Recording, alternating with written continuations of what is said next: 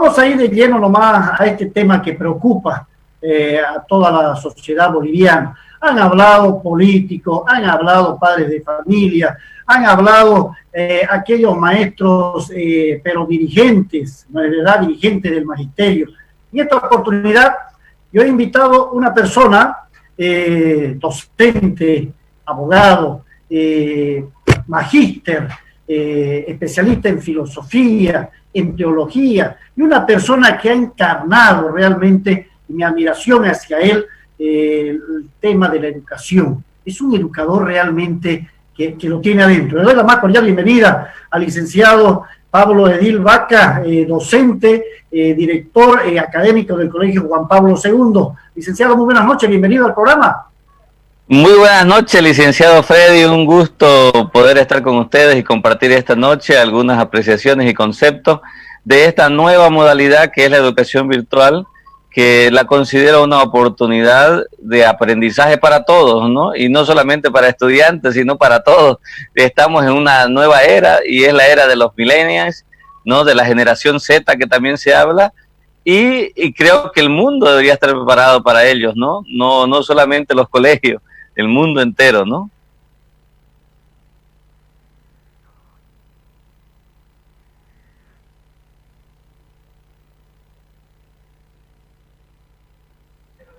Claro que sí, licenciado.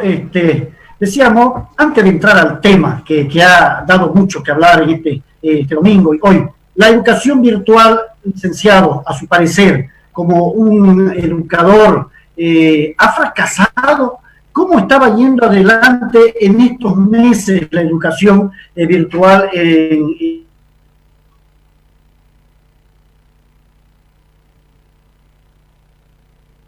La educación virtual en todo este tiempo ha venido caminando con mucho esfuerzo y sacrificio y respondiendo a muchas exigencias, porque no nos olvidemos que lo primero que salió fue el decreto 4260, que exigía varios componentes, entre ellos los contenidos de avances curriculares, la webografía, los datos de información que se tenían que hacer mediante una plataforma y, bueno, los medios de comunicación que tenían que tener esta.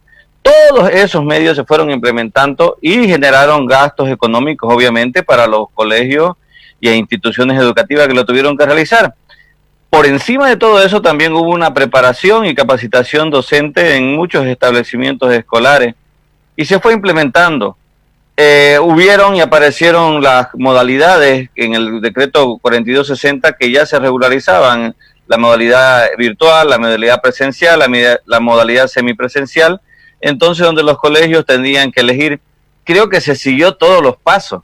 La verdad que esto fue algo muy exabruptamente lanzado, de decir se clausura el año escolar, así por capricho, no sé, yo lo siento medio por capricho porque la educación virtual está avanzando y seguirá avanzando. Ahora he leído lo que dice el ministro de Educación, lo he escuchado, su entrevista completa en Televisión Boliviana, que ha sido la que ha dado así a nivel público y en la mañana, y él también dice que continúan las clases virtuales, que es un cierre administrativo. La verdad que esto es como lo que dijo primero en la primera parte, ¿no? Dice, todos pasarán de año, nadie se aplazará. Luego dice, es un cierre administrativo y las clases virtuales siguen. ¿Cuál es la falencia, la debilidad ahorita en la educación virtual? Que es, primero, que es una realidad, pero el tema es que ni lo uno ni lo otro ha sido reglamentado. Entonces, así como dijeron que pasaban de año, no está reglamentado.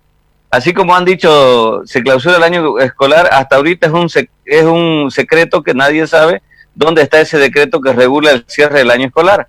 Entonces, esa es la debilidad, pero se sigue avanzando y seguiremos trabajando. Pues si la indicación es seguir trabajando, se seguirá trabajando en la educación virtual. Al final y al cabo, lo que queremos los maestros de vocación, lo que vamos a seguir enseñando, es enseñar que los estudiantes rindan todas las exigencias que necesitan en la educación superior. Por ejemplo, un estudiante bachiller no podemos concebir, si va a estudiar una carrera de ciencias exactas, que no sepa cálculo 1, cálculo 2, trigonometría y otras cosas, elementos básicos. Entonces no podemos nosotros ser tan irresponsables como maestros. De repente, si podemos y tenemos, como le dije a un inicio, es una oportunidad ¿no? No podemos dejar que ellos entren con vacíos y lagunas a la universidad. Y eso no es ir en contra de la norma. ¿Quién es el que ha fracasado entonces, licenciado? ¿La educación virtual llevada adelante por la educación o nuestras autoridades? ¿Qué es lo que ha fracasado a su manera de pensar, licenciado? Yo creo que es un sistema, entre todo, el primero que ha fracasado es el sistema cultural, ¿ya? Porque es una manera de ver un tipo de educación que solo existe, y yo lo veía y lo veo en muchos maestros todavía de una generación muy antigua, y yo lo reclamo y lo digo abiertamente. Es un esquema, el primero que ha fracasado es un esquema cultural de los bolivianos y entre ellos de muchos maestros. No le echo la culpa ni a algo, o sea, la primera responsabilidad somos los mismos maestros, porque tenemos que darnos los medios, las maneras. El maestro cuando quiere enseñar se va a dar cualquier medio para hacerlo y se va a adaptar a cualquier cambio. Entonces, el primero es un sistema cultural. Yo veía ahora en México, por ejemplo, que ellos están lanzando, es igual un gobierno populista como los anteriores y quizás parecido a este, no interesa, pero están lanzando su educación virtual en todos los colegios y en todo su sistema educativo en México, y la realidad mexicana no es muy lejos de la realidad boliviana, son más población, pero la realidad igual tienen campesinos, áreas dispersas y todo lo demás. El segundo que ha fracasado es el equipo, yo diría el equipo de trabajo dentro del mismo ministerio, porque no nos olvidemos que hay de ambas posturas, hay de este gobierno gente y gente del anterior gobierno que sigue trabajando, y hasta ahora vemos entre sus instructivas que siguen lanzando uno por un lado y otro por otro lado. El ministerio dice una cosa y los subalternos que responden a otra línea política dicen otra cosa. Entonces hay un fracaso institucional, ¿no? Institucional, porque yo creo que el maestro por vocación nunca va a dejar de ser maestro. El maestro es apasionado, el maestro es motivador, el maestro incentiva al estudiante y se va a dar modo como se ha dado modo antes. Si antes no podía llegar al estudiante, se mojaba, cruzaba ríos, andaba kilómetros y llegaba a su escuela. Hoy la escuela se ha transportado a una computadora o a un celular. Y también estoy seguro que el maestro por vocación, así como antes cruzaba ríos, montañas y lluvias y se iba a caballo, hoy también lo puede hacer perfectamente. Hay más dificultades, pero lo puede hacer en las ciudades. En el campo, obviamente que la realidad puede ser otra, pero igual pueden darse modo. O sea, aquí el problema no es un sistema, ¿no? Había mucha esperanza en el señor Cárdenas, el señor Víctor Hugo Cárdenas como ministro de Educación, tomando en cuenta una persona académica, muy instruida, pero, oiga, ha decepcionado. Hay 30.000 docentes licenciados del área privada que de un plumazo, digámoslo así, los dejó sin trabajo. Por supuesto, una gran mayoría de los profesores y fiscales les ha asegurado el sueldo. Pero detrás de cada familia de estos 30.000 docentes hay también, o de cada docente, hay familias también, licenciados. Pero no vayamos al tema económico. Usted lo decía ahorita, o sea, el docente que realmente nació para docente lo tiene encarnado y va a pasar todas las dificultades que estamos viviendo en este momento. Particularmente, licenciado, el plantel docente que usted dirige, que usted está guiando y trabajando, por supuesto, de manera coordinada, ¿continúan las clases en el Juan Pablo II? Continuamos. El año escolar podrá, como le digo, hasta ahora eso está en la nebulosa. Yo quisiera preguntarle a cualquier autoridad educativa, a cualquiera en Bolivia, a cualquiera, que lo dé a conocer o que la Gaceta Oficial nos muestre el decreto de clausura del año escolar. Al igual que anteriormente el ministro dijo que todos iban a pasar de año, no tenemos un fundamento jurídico en el cual agarrarnos y todavía decir. Hoy he escuchado a muchos asambleístas que van a accionar, acciones populares y otras maneras, pero el tema es que como no es de conocimiento público y una de las condiciones para cualquier norma, decreto, lo que sea, ustedes, los que somos un poquito entendidos en la materia jurídica, sabemos que uno de los requisitos es la publicidad. Si no hay publicidad, tampoco entra ninguna ley ni decreto en vigencia. Ahora, si bien entrara en decreto en vigencia, ahora nosotros vamos a cumplir la norma, no estamos para no cumplir.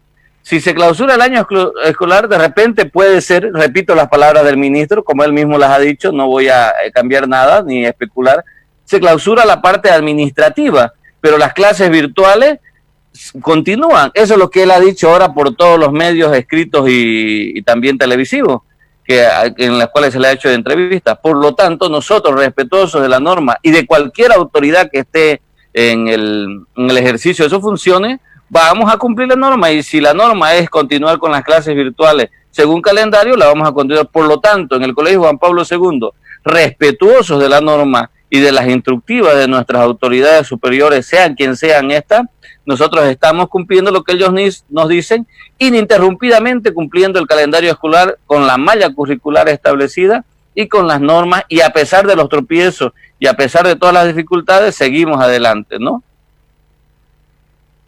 Usted decía, si el ministro ha dicho de que se clausura el año escolar, pero se continúan las clases virtuales, si no fuera así, esto es un atentado contra la juventud, contra la niñez. Principal prioridad del Estado, de cualquier Estado, es la salud y la educación.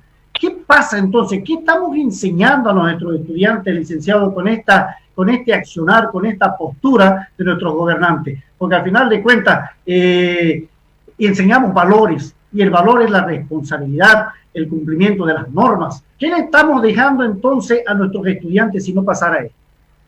Mire, yo estoy ahorita casualmente leyendo aquí la Constitución, tengo a la mano la Constitución Política del Estado, y entre ellos, fíjese que es irónico que nuestra Constitución, así rapidito nos mencionando, que es parte primero de la soberanía del Estado, tener un pueblo educado.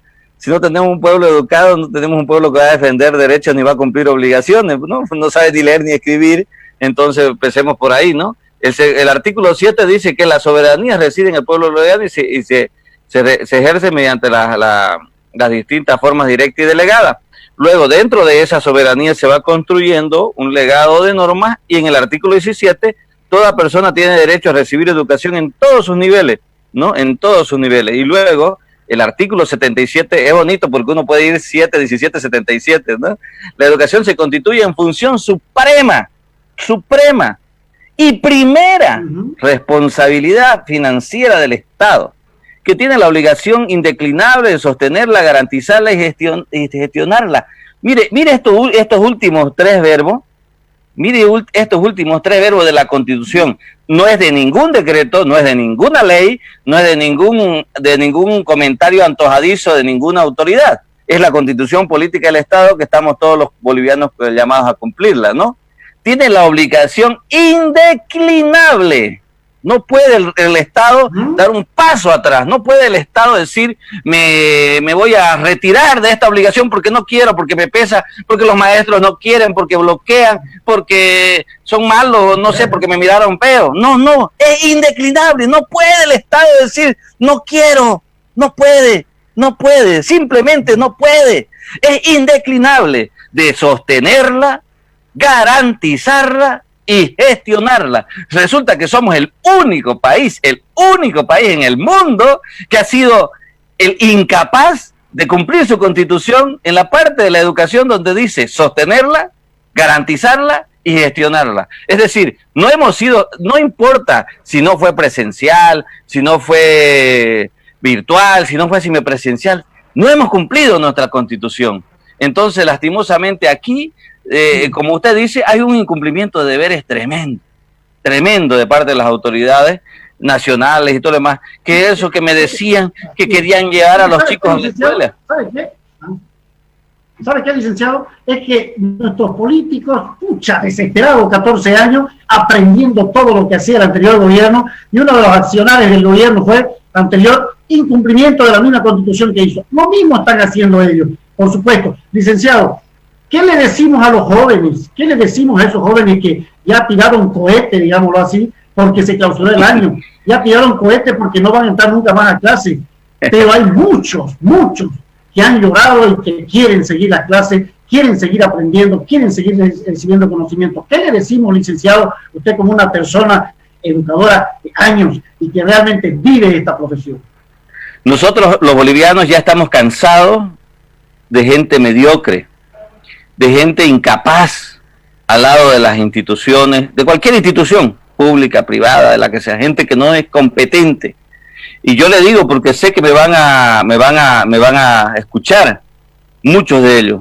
Nosotros necesitamos que ustedes, los jóvenes, sean protagonistas, son los millennials, la generación Z, la que conquiste el mundo mediante la educación virtual y cualquier modo de educación. Por lo tanto, prepárense. Y preparándose no es tirando cohetes, preparándose no es bailando, preparándose no es queriendo hacer fiestas sin necesidad de tener un logro. Todo logro se llega a la gloria mediante el sacrificio. Mediante el sacrificio, sépanlo siempre, lo mejor, lo más exitoso en su vida de ustedes, inclusive a su corta vida, 17, 16 años, recuérdenlo, lo han obtenido mediante el sacrificio. Y yo les invito simplemente que sigan capacitándose, los colegios van a seguir abiertos, como dice nuestro ministro, vamos a seguir dando nuestras clases, van a seguir, ¿para qué? Para que usted el día de mañana sea una persona exitosa, una persona que triunfe, una persona competente, en todos los aspectos. No puede ser que usted al año pase al siguiente curso superior y de repente no sepa lo que debía tener en el curso anterior. Por lo tanto, imagínense el caos educativo que va a haber en muchos colegios. Esperamos que en el nuestro no, porque nosotros vamos a seguir y estamos siguiendo, no hemos parado ni un solo día. Entonces nosotros vamos a seguir porque queremos ciudadanos competentes, ciudadanos que algún día en este país sean presidentes, sean diputados, sean asambleístas, sean gerentes de un banco, sean lo que sean, pero busquen siempre el éxito de su nación. Busquen también que su nación sea fuerte y competente en todos los sentidos, cultural, político, religioso y educativo. Claro que sí, licenciado Pablo, mil gracias por habernos atendido a nuestro llamado para esta entrevista. Le agradecemos y felicidades por esa labor que lleva encarnado, como vuelvo a reiterar, en su persona. Muchas gracias, licenciado. Paso usted muy buenas. A usted las gracias, que le vaya bien y felicidades por los aniversarios que habían cumplido el día viernes. Un gusto, hasta luego. Muchas gracias, licenciado. Muchas gracias. Nosotros nos vamos hasta el set porque Stephanie tiene más novedades, por supuesto. Adelante, Stephanie. Claro que sí, nosotros vamos a...